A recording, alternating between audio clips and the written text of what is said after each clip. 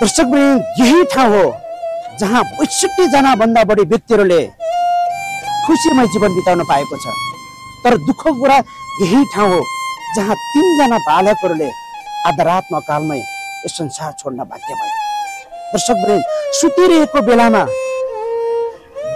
23 गते बिहान 3:15 एउटा टिफर सुतिरहेको ओछ्यानमाथि पर्यो र 3 जना बालकहरूले ऐया समेत भन्न पाए।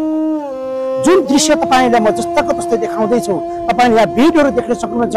ती बच्चाहरू सुतेको ओडेका ओछ्यानहरू देख्न सक्नुहुन्छ। धन्न यी एउटा पुलले गर्दाखेरि 7 जना व्यक्तिहरू मर्न पाएनन्। दर्शकवृन्द, आज राज्य कति निरै छ भन्नुहोस् त। एउटा रोड बनाउन सक्नेले एउटा यहाँ आश्रम छ भने थाहा पाउँदै यदि यहाँनिर एउटा पर्खाल लगाइदिएको भए, यहाँनिर एउटा जाली लगाइदिएको भए आज सायद जुन घटना घटेको थियो त्यो घटना तपाईहरूले सुन्नु पर्दैन थियो, देख्नु पर्दैन थियो। एउटा मानवताको नाताले सोची हेर्नुहोस् त, आफ्नो परिवार त पाल्न गाह्रो भइरहेको समयमा एउटा अशक्त व्यक्ति, एउटा कम्मर भन्दा मुनि नचल्ने व्यक्तिले 60 जना भन्दा बढी व्यक्तिहरूलाई चाहिँ आश्रय दिइरहेको छ। एकचोटि सोचेर हेर्नुहोस् त, आज आफूले पालेको ती बच्चाहरू आफूले गुमाउनु पर्दा यहाँको सञ्चालक जसले आफू खाइ नखाइ आफू मिठो खाने रहरलाई तोडेर राम्रो लगाउने त्यो इच्छाले मारेर ती बच्चाहरूलाई उहाँले खुवाउनुहुन्थ्यो। ती बच्चाहरूलाई उहाँले न्यानो पारेर आफ्नो बच्चाले जस्तै माया गर्नुहुन्थ्यो। तर दुर्भाग्यवश आज ती 3 जना बच्चाहरूलाई अकालमै उहाँले सदाको निम्ति यो संसारबाट गुमाउनु पर्यो। दर्शकवृन्द, हो साँच्चै एकदम दुःखदायी घटना छ। आज जुन घटना तपाईलाई देखाउँदैछु, जुन घटनाले मलाई मात्र होइन, तपाईलाई मात्र होइन, सिङ्गो देशलाई नै दुखित बनाएको छ। आज एउटा अभिभावक नभए पनि ती बच्चाहरूको एउटा संरक्षक हुनुहुन्थ्यो, तर आज ती संरक्षकले पनि आफ्नो अधिकार पाएको छैन। आज ती बच्चाहरू मरेको 3 दिन बितिसक्दा पनि कहाँ छ सरकार, कहाँ छ न्यायालय? म प्रश्न गर्न चाहन्छु। जे घटना घट्यो त्यो सिद्धियो, तर कमसेकम एउटा अन्यायमा परेका व्यक्तिले न्याय त दिनौ सरकार। द्वन्द्व तथा अपङ्ग पीडित सङ्घका सञ्चालक युवराज सरसँग पनि हामी के कुराकानी गर्नेछौँ भने ती बच्चाहरूको विषय पनि म तपाईँलाई जस्ताको तस्तै फोटो राखिदिनेछौँ। ती बच्चाहरूसँग हामी केही समय अगाडि मात्रै हामी ती बच्चाहरूसँग हाँसखेल गर्दै रमाइलो गर्दै दिनभरि हामी समय बिताएका थियौँ। आज हामीलाई पनि धेरै दुःख लागेको छ। ती बच्चाहरूको आत्माले स्वर्गमा बास होस्। आज म तपाईँलाई ती बच्चाहरू सुतेको ओछ्यानहरू देखाउनेछु, खाटहरू देखाउनेछु, यहाँको घटना के कस्तो भएको म तपाईँलाई जस्ताको तस्तै तपाईँलाई देखाउनेछु। यहाँलाई नमस्कार। 2081 साल फागुन 23 गते बिहान 3:15 एकदमै ठुलो आवाज आएको थियो। यहाँ हामीले मात्रै नभएर यता पछाडिका छिमेकीहरूले पनि थाहा पाएछन् त्यो आवाज। अनि आवाज आइसकेपछि भुइँचालो हो भन्दा हल्लाएन। अनि बाहिर निस्केर हेर्दाखेरि मेरो भाइ सँगै सुतेको भएर उसले चाहिँ नि टिपरै झरो भनेर तान्न थालेछ। अनि हामी म पनि व्हिल चेयरमा गएँ। अनि सबै भएर 7 जनालाई निकालियो।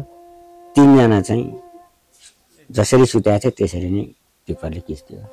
सुतेको ठाउँमै टिपर आएर 3 जना सुतेकै ठाउँमै टिपर आएर खिच्दियो। जुन अब तपाईँ आफै पनि अस्वस्थ हुनुहुन्छ, एउटा अपाङ्ग हुनुहुन्छ। तपाईँ विगत लामो समयदेखि एउटा आफू अपाङ्ग भए पनि एउटा सुस्थ मनस्थिति भएका बच्चाहरू र अपाङ्ग भएका व्यक्तिहरूलाई चाहिँ तपाईँले साथ, सपोर्ट, समर्थन, खाइलाई हरेक कुरामा साथ सपोर्ट दिँदै हुन्छ। ती बच्चाहरूलाई तपाईँले कति वर्ष भयो यहाँले जुन हजुरले स्याहार सुसार गर्नुभएको? 68 साल पछाडिदेखि हो। ए 68 सालदेखि 2 जना बच्चा 68 साल पछाडि हो। एकजना बाजे भन्थ्यौँ हामी, 40 वर्ष जतिका थियो होला, 40-45 का। उनी चाहिँ अस्ति भर्खर मङ्सिरमा आएका थिए। हजुर हजुर। भने तपाईँले त्यो बच्चाहरूलाई ल्याएर जुन हुर्काइरहनु त, आज एउटा ती बच्चाहरूको अभिभावक हुनुहुन्छ, निकै तपाईँलाई दुःख त छ नै। ती बच्चाहरूको बाउ आमाको केही थाहा छ त हजुरलाई? अहिलेसम्म कुनै पनि हामीलाई त जानकारी छैन। जुन घटना घटिसकेपछि के छ तपाईँहरूको जुन टिफर चालकसँगको सम्झौता के छ? जस्तै प्रहरीहरूले के भनेको छ तपाईँलाई?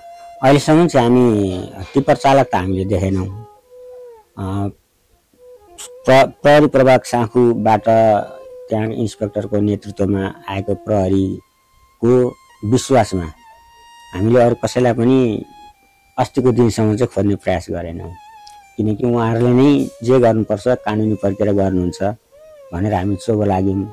तर जब अस्तिको दिन बित्यो, हिजोको दिन लाग्यो, हिजो दिन लाग्दाखेरि के कुराहरू अलिक बाङ्गा टिङ्गा सुनिन थालिसकेपछि अनि त्यहाँबाट म आफै चाहिँ अलिकति जागरुक हुन थालेको हो। बल्ल अहिले टिप्परवालाका आफन्त भनिएको छ, उहाँहरूसँग मेरो प्रत्यक्ष भेट भयो। अब आज बौद्धमा डिएसपी साहबसँग मिटिङ हुँदैछ। अब के निर्कोल निकाल हुन्छ र मेरो यति मात्रै डिमान्ड, मैले एउटा बच्चादेखि पालेको बच्चा हो, म एउटा संरक्षक हो, राज्यको चिठोबाट आएको बच्चा हो। कानुनी प्रक्रिया अन्तर्गत न्याय पाउने गरी सम्झौता भयो भने हामी लास जिम्मा लिन्छौँ, नत्र हामी लास जिम्मा लिँदैनौँ। त्यो पछिको अवस्था के हुन्छ भनेर भन्न सकिँदैन। अहिले यो एउटा के हो भने बराजी, एउटा 2 दिन भेटेको, 2 दिन सङ्गत गरेको मान्छेलाई त हामीले कति माया गर्छौँ, तर तपाईँले एउटा अभिभावक 6-7 वर्षदेखि पालेको बच्चा आज 19, 20, 21 वर्षसम्म भएको थिए। कति तिनीहरूलाई लगानी होला हाम्रो, कति माया थियो होला। अब जुन घटना घट्यो यहाँ त अब लगभग 52-53 जना बच्चाहरू छन्, 54 जना बच्चाहरू छन्। जुन घटना घट्यो, घटिसकेपछि जुन यहाँको बच्चाहरूको स्थिति कस्तो छ अहिले चाहिँ? केही आधीले चाहिँ अब बुझ्दैनन् उनीहरूलाई के हो, तर केही आधी चाहिँ एकदमै त्रसित भइरहेछन्। बत्ती निभायो भने अँध्यारोमा उता जान मान्दैनन्, एकदमै त्रसित छन्। अब सबै बुझ्ने बच्चा भएको भए चाहिँ उनीहरूलाई ट्रमा सेन्टरै लानुपर्ने अवस्था आउँथ्यो। ठिक छ, यो अब जस्तै कानुनी प्रोसेसमा हुने कुराहरू त्यो अब कानुनभन्दा माथि त कोही पनि हुँदैन, कानुनी गर्नुपर्ने काम गर्दै गराउनु। तर तपाईँ त लामो समयदेखि यो ठाउँमा रहेर जुन एउटा अभिभावक विहीन बच्चाहरूको बुवा बनेर एउटा अभिभावकको भूमिका निभाइरहनु त, जुन घटना घट्यो त्यसपछि स्थानीय सरकारले चाहिँ तपाईँले के चासो देखाएको छ कि छैन? त्यही दिन बिहान चाहिँ चासो देखाएको हो। वडाध्यक्ष नै आउनुभयो, मेयर साहब पनि आउनुभयो र भनेर सुन्नमा आयो, तर बाहिर आएर जानुपर्छ, बाटोमा को आउँछ को जान्छ अब त्यो यहाँ भित्र बसेर देखिने कुरा पनि भएन। वडाध्यक्ष चाहिँ भित्रै आउनुभयो अनि 3 पटक स्थानीय प्रहरी आउनुभयो। अब यस्तो छ कि युवराजी, यस्तो घटनाहरू चाहिँ प्रायः के हुन्छन् भने योभन्दा अगाडि धेरै घटनाहरू घटेको छ। एउटा आश्वासनको पोका बाँडिदिन्छन्, छरिदिन्छन्, मिलमत गरिदिन्छन्। आश्वासनको पोकामा भरिने मान्छे होइन, म आफ्नै बुद्धिले आफ्नै दिमाग लगाएर 3 वर्षदेखि 2 दशक पढ्यो पालेको मान्छे। हिजोदेखि मलाई अलिकति शङ्का चढिरहेछ, अपाङ्गता भएका व्यक्ति कोही पनि छैन भनेर चाहिँ हेपिएको हो कि भन्ने चाहिँ मलाई एकदमै फिल भइरहेछ। त्यसले गर्दाखेरि यस्ता झिना मसिना आश्वासनको पोकामा म भुल्नेवाला छैन। अनि अहिले चाहिँ कस्तो सन्चै हुनुहुन्छ तपाईँ? खासैमा सन्चै छैन। अस्ति जुन 23 गतेको दिन दिवस भएछु, त्यो पछाडि अलिकति मेरो पनि माइन्ड डिस्टर्ब भएछ। आफ्नो परिवारलाई त राम्रोसँग लवाई खुवाई गर्न सकिँदैन, पाल्न सकिन गाह्रो छ। बाटोमा अलपत्र अवस्थामा भोकै नाङ्गै फिर्किरहेको अवस्थामा चाहिँ खाएर हाम्रो सरकारमा केही नभए पनि तातो त खान पाउँछ, न्यानोमा त बस्न पाउँछ भन्ने उद्देश्यको साथ चाहिँ ल्याइएको। जुन ल्याउने मान्छेले तपाईँ देख्दा तपाईँको आफ्नै कम्मरदेखि मुनि चल्दैन। एउटा सकुशल व्यक्ति हो ल, कसैले सहयोग नगरे पनि काम गरेर खुवाउला भन्ने, तपाईँ आफै यो स्थितिमा हुनुहुन्छ। त्यो उहाँहरूले मेरो मूल्याङ्कन गर्नुभएको होला, उहाँहरूले दुःख व्यक्त गरेर अब फर्दर के गर्ने भनेर चाहिँ लिएर जानुभएको छ। उहाँहरूले के गर्दै हुन्छ भनेपछि टिफर चालकहरूले चाहिँ अब जुन अहिले जुन भेट भइरहँदा तपाईँहरूको के सम्झौता भयो, के कुराकानी भयो? अहिले भइरहेपछि एउटा भावना कुराले हुँदैन, मान्छे घरमा छिरेर मान्छे मारिरहेछ।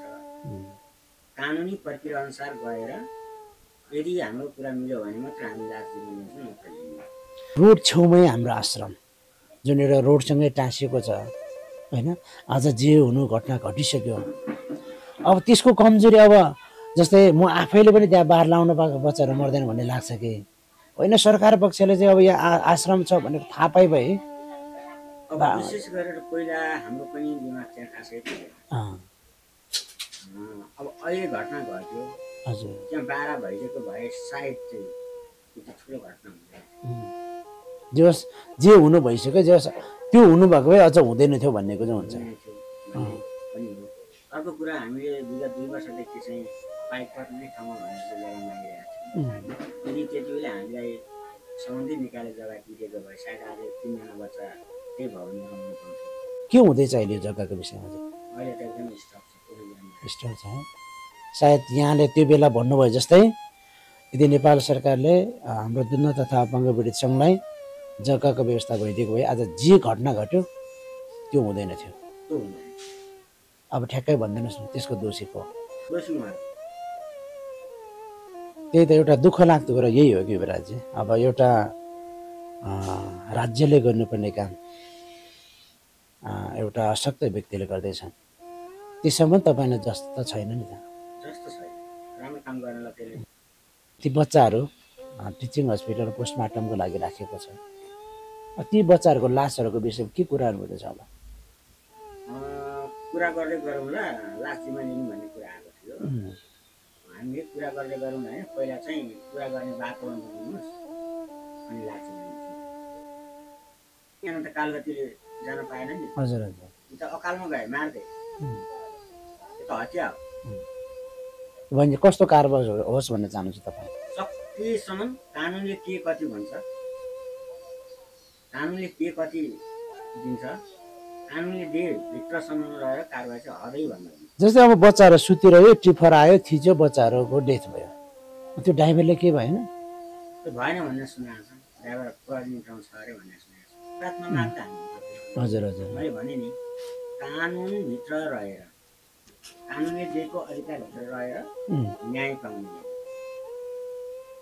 किनभने अब मैले अघि पनि भने अझ भोलिको दिनमा त्यस्तो घटना नघटाउनको निम्ति अझ त्यो मासतिर तारबार लाउन पाइयो भने अब यहाँ आफै जुन हाम्रो संस्थाबाट गर्नुपर्ने हो कि होइन भने अब जुन अब बाटो छ होइन नगरले गर्नुपर्ने कुरा छ कि त्यो चाहिँ गर्नु भएन अझ भोलिको दिनमा यस्तो घटनाहरू नहोस् भन्न चाहन्छु। ए हस् हस् धन्यवाद युवराजी।